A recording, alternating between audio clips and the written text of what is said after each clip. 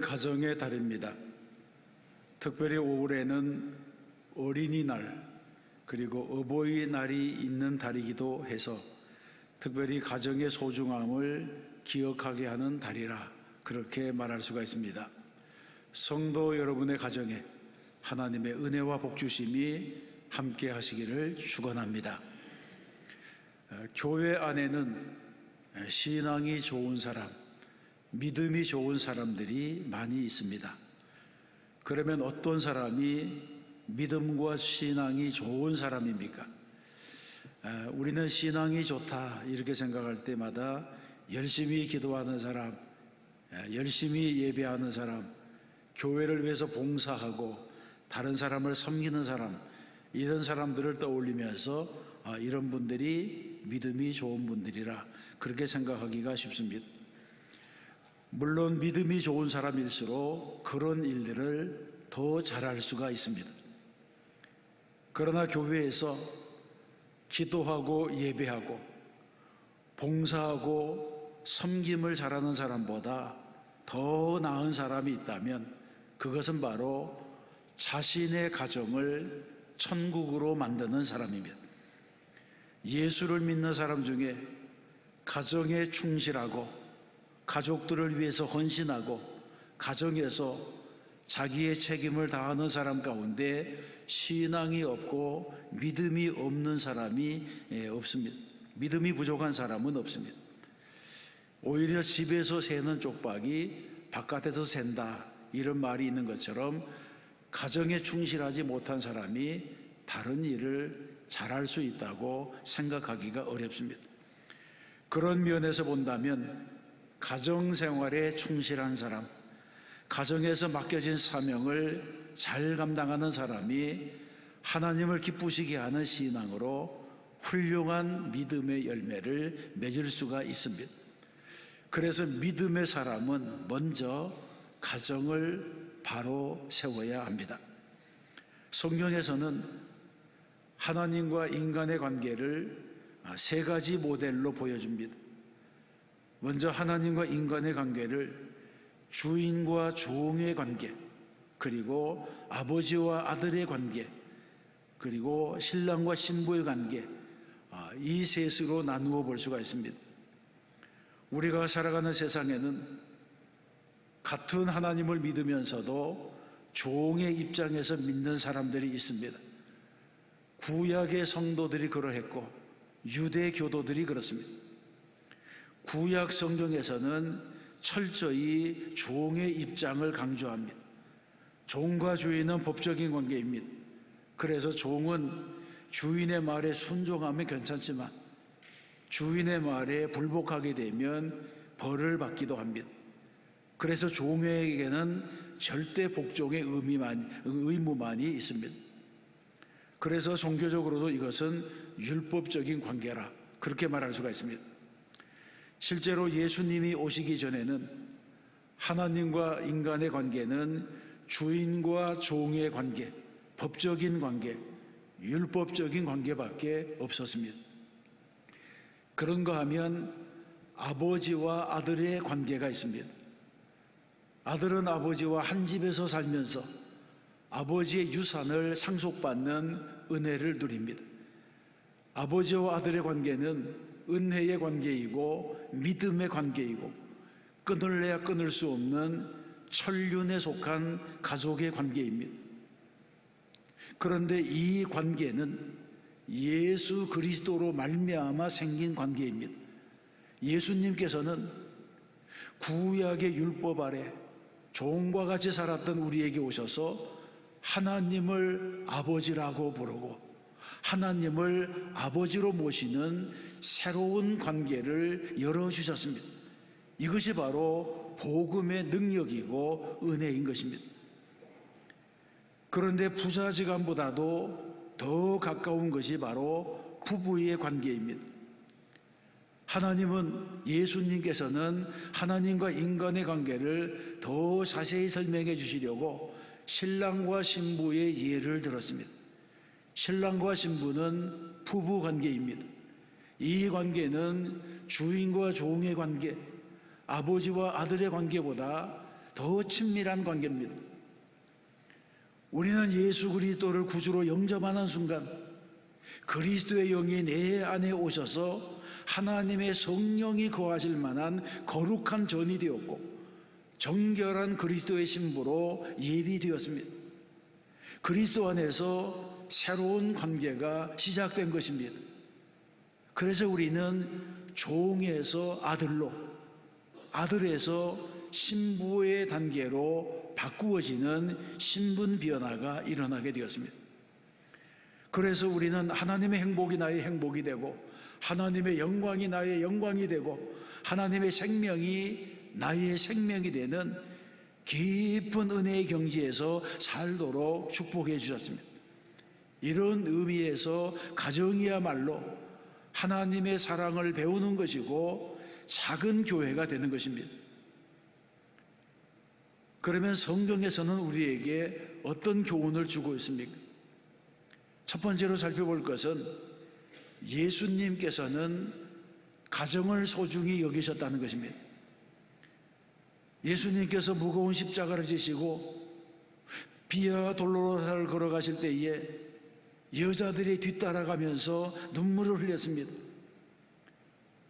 그러자 예수님께서는 십자가의 길 8지점에서 우는 여인들을 향하여 예루살렘의 딸들아 나를 위하여 울지 말고 너희와 너희 자녀들을 위해서 울라 이렇게 말씀합니다.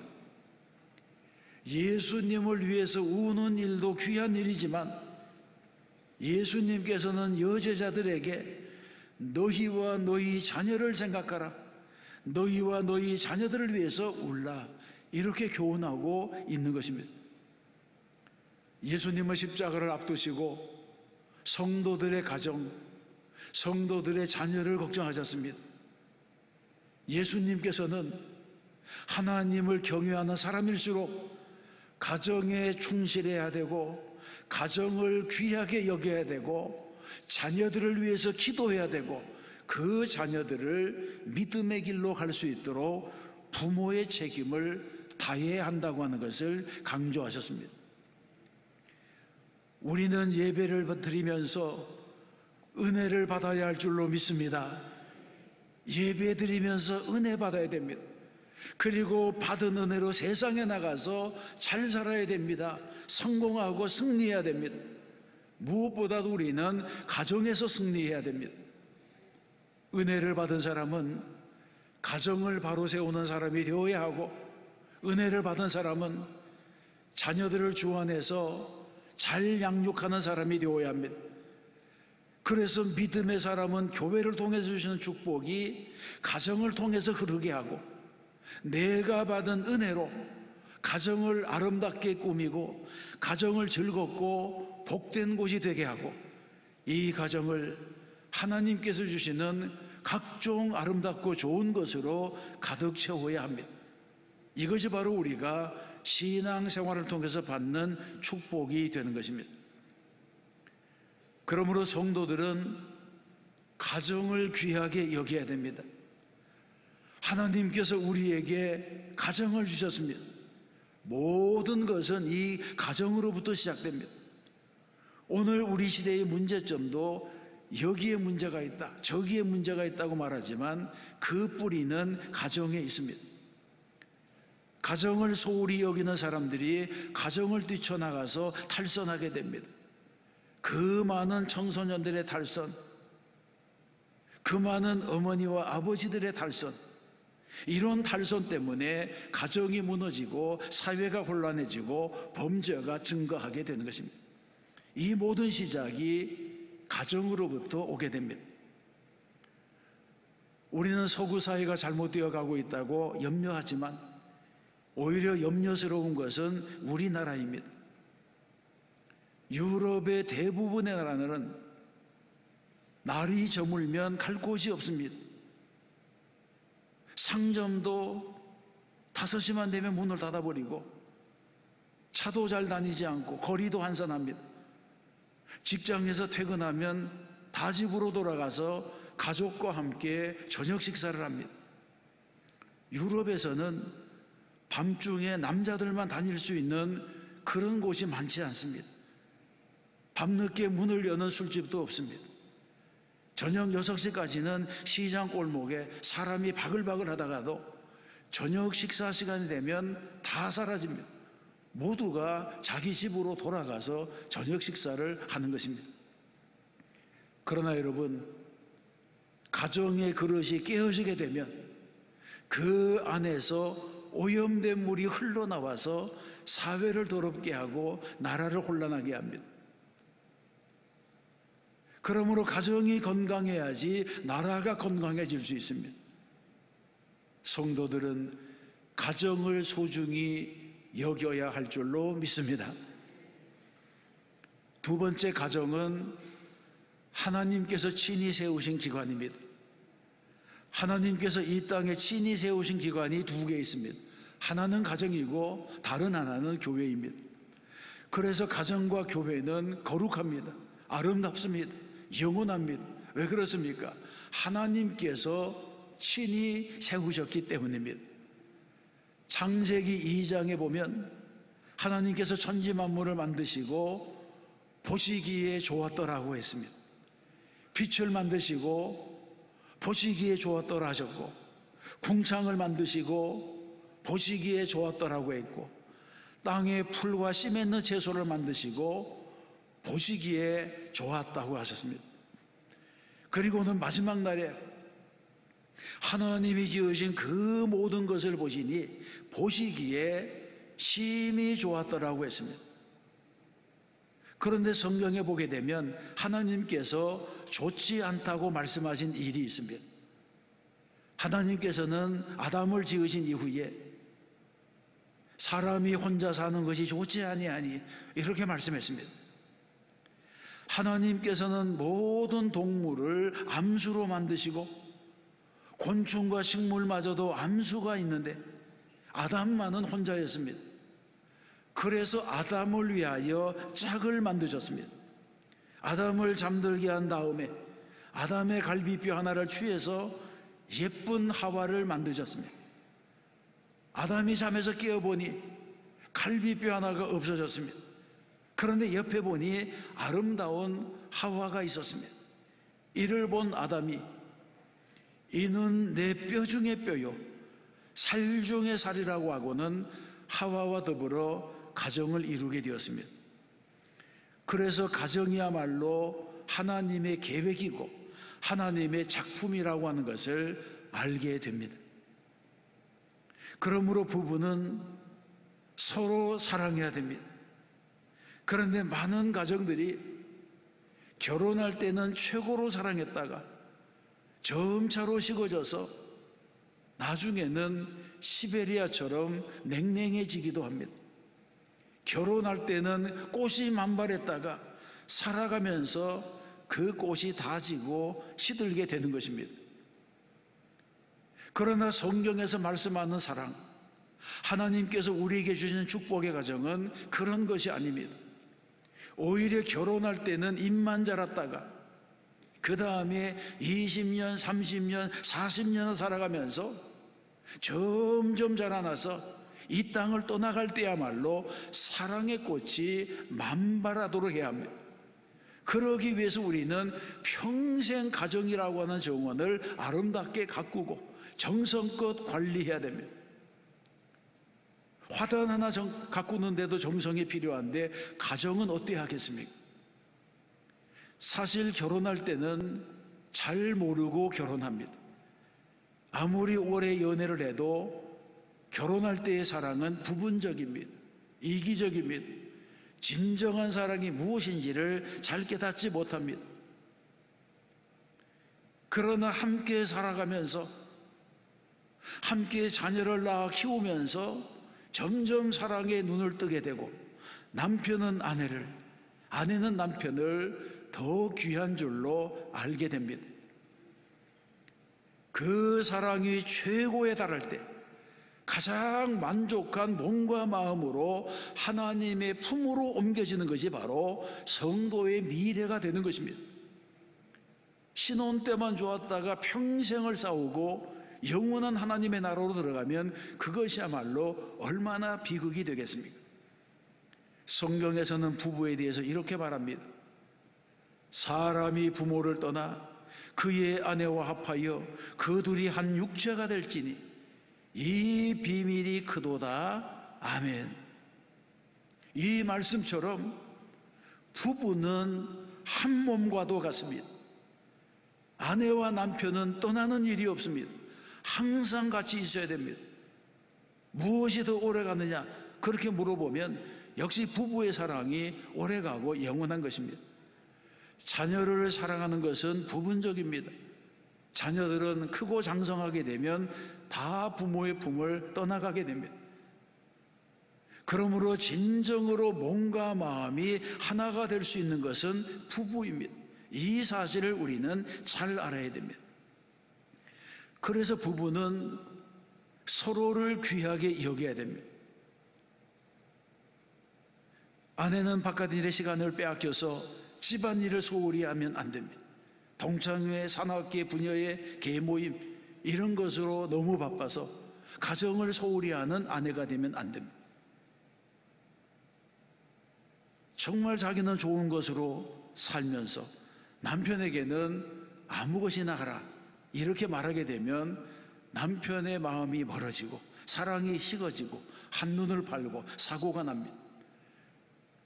그러므로 모든 성도의 가정에서는 아내는 남편에게, 남편은 아내에게 지극한 사랑을 다해야 되는 것입니다. 우리는 예수 안에서, 신앙 안에서 믿음의 가정을 굳건히 세우는 사람이 되어야 할 줄로 믿습니다. 세 번째는 오직 예수만 섬기는 가정이 되어야 합니다. 여호수아는 모든 백성들 앞에서 자신의 가정에 대해서 무엇라고 말합니까? 15절에서 말씀합니다. 만일 여호와를 섬기는 것이 너희에게 좋지 않게 보이거든 너희 조상들이 강 저쪽에서 섬기던 신들이든지 또는 너희가 거주하는 땅에 있는 아모리 족속의 신들이든지 너희가 섬길 자를 오늘 택하라. 오직 나와 내 집은 여호와를 섬기겠노라. 아멘. 여러분, 이것은 대단히 중요한 선언입니다. 나와 내 집은 세상이 어떠하더라도 신앙의 우선순위를 바르게 하겠다는 것입니다.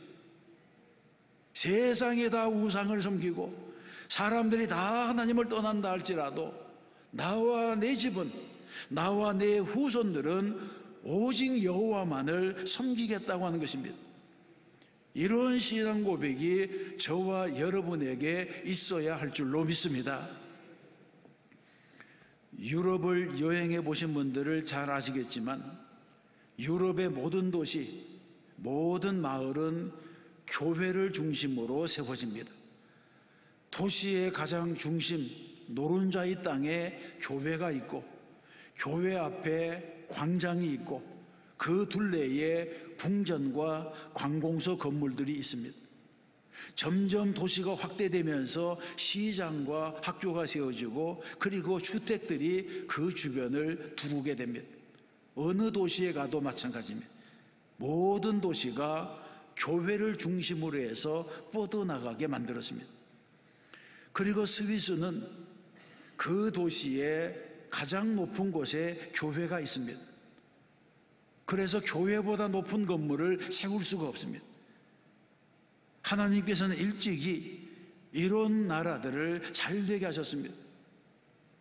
서구는 이런 조상들 때문에 잘 사는 것입니다.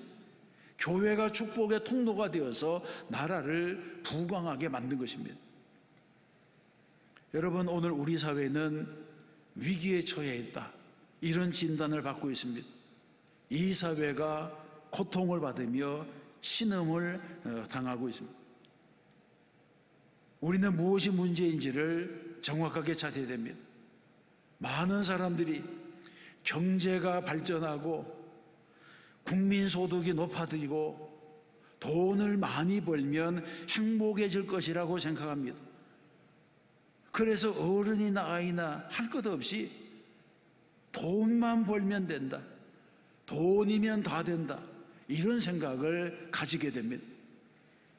그러나 그렇지 않습니다. 돈이 있어야 행복한 것이 아니라 가정이 잘 되어야지 행복한 것입니다. 돈을 아무리 많이 벌어도 가정이 화목하지 못하고 부부 사이가 갈라지고 자녀들이 빗나가게 되면 그 가정은 행복해질 수가 없습니다. 가정이 병들면 모든 것이 병들고, 가정이 깨어지면 모든 것이 깨어지는 것입니다. 깨어진 독에는 아무것도 담을 수가 없습니다. 그러므로 건강한 가정, 이 건강한 가정이 건강한 사회의 기초가 됩니다. 가정이 바르게 되어야지 이 사회도 바르게 되고 나라도 바르게 되는 것입니다. 그러면 어떻게 해야지 가정이 바르게 될 수 있습니까? 가정이 바르게 되려면 우리의 가정에 주님의 은혜가 임해야 될 줄로 믿습니다. 나와 내 집이 하나님만을 섬기고, 나와 내 집이 하나님의 도우심을 받고, 그래야지 가정의 문제가 해결되고 부부의 관계가 회복되고 가정이 흔들리지 않는 것입니다. 예수님을 내 마음에 모시면 내가 천사가 되는 것이 아니라 좋은 남편이 되고 좋은 아내가 되고 좋은 부모가 되고 좋은 자녀가 되는 것입니다. 우리는 가정을 예수만 섬기는 우리 집으로 만들어야 됩니다. 그러면 그것이 바로 축복의 통로가 되는 것입니다. 사랑하는 성도 여러분, 여러분의 자녀는 지금 어디에 있습니까? 지금 예배를 드리고 있습니까? 교회를 다니고 있습니까? 부모님의 슬하에서 독립한 이후에 신앙생활을 제대로 하고 있습니까? 아니면 분가를 지키면서 신앙생활의 줄까지도 다 놓아버렸습니까? 만일 자녀들에게 집을 사주고 사업을 물려주고 시집과 친정에서 벗어나서 자유롭게 살게 했다고 할지라도 예배를 떠난 지가 오래가 되고 아무도 신앙생활을 잘하고 있는지 챙기는 사람이 없다면 그 가정의 미래는 어두워지게 되는 것입니다. 만일 우리 가정이 예배를 떠나가면 한 세대만 지나가도 다 신앙을 잊어버리게 될 것입니다. 그리고 우리의 자손들은 예전에 예수를 잘 믿던 사람의 손자와 손녀가 되고 말 것입니다. 한 가문의 신앙이 3대, 4대를 넘어서 5대, 6대의 신앙으로 전수되는 것은 절대로 저절로 되는 일이 아닙니다. 어떤 학교에서 학교 주변에 울타리, 담장을 철거했습니다. 애들이 좁은 공간에 갇혀 있는 것 같아서 담장이 아이들에게 구속감을 줄 거라고 생각해서 담을 헐어냈습니다. 그런데 담장을 헐어내고 난 이후에 이상한 일이 벌어졌습니다. 담장이 있을 때에는 아이들이 운동장 전체에 흩어져서 놀았는데 담장을 철거한 후에는 아이들이 운동장 가운데에 소복이 모여서 노는 것입니다. 담장을 없앤 이후에 오히려 아이들의 활동 공간이 좁아졌습니다. 한 교육학자가 그 이유를 분석해 보니까 아이들에게는 담장이 필요하다는 것입니다. 담장이 아이들을 구속하는 것이 아니라 오히려 담장이 있어서 아이들에게 안정감을 준다는 것입니다. 이 담장이 바로 심리적인 울타리가 되어준다는 것입니다. 여러분의 가정은 어떻습니까? 가정이 자녀들에게 울타리가 되고 있습니까? 가정이 무너지면 울타리가 무너지는 것 같고 아이들이 불안해집니다. 자녀들에게 부모의 존재가 무엇입니까? 부모는 자녀들의 울타리입니다. 자녀들이 마음껏 꿈을 펼칠 수 있는 보호막이 됩니다. 그래서 가정이 중요하고 부모가 중요하고 아이들에게는 나침반이 될 만한 훈계와 교훈이 필요합니다. 만일 자녀들을 제멋대로 자라고 제멋대로 살도록 방치한다면 그것은 좋은 교육이 아닙니다. 교육학자 콜만 메카시의 연구에 의하면 16살 난 아이의 성격과 행동은 12살 때 이미 정해졌고 12살 때에 그 아이가 취한 행동은 8살 때 이미 그 원인이 있었고, 8살의 아이가 나타내는 행동은 3살, 4살 때 그 뿌리가 있다는 것입니다. 이것은 한마디로 말하면 사람이 장성하서 가지고는 그 사람의 행동, 그 사람의 성격, 그 사람의 삶의 태도, 이런 것은 그때에 결정되는 것이 아니라 벌써 3살, 4살 때에 뿌리가 있다는 것입니다. 그래서 교육이라고 하는 것은 오늘 가르쳐서 내일 변화시키는 것이 아니라고 하는 것을 말해주고 있습니다. 만일 부모 세대가 신앙생활에 우선순위를 두지 않는다면 자식들은 다 신앙에서 멀어지게 됩니다. 대학 들어가고 난 다음에 교회 열심히 다녀라, 직장에 취업하고 난 다음에 돈을 벌고 난 다음에 애들 다 키우고 난 다음에 예수 잘 믿으면 된다, 이렇게 가르치는 가정은 그 자손들이 다 교회를 떠나가게 될 것입니다.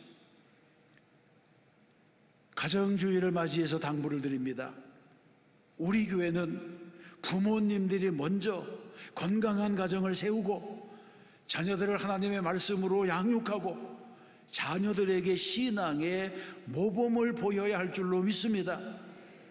우리 교회에 나오는 모든 가정들은 하나님을 호주로 모시고 예수만 섬기는 우리 집, 이 찬송을 부르면서 여호수아의 가정처럼 오직 나와 내 집은 여호와를 섬기네노라, 이런 믿음의 고백을 하는 가정이 되어야 할 줄로 믿습니다.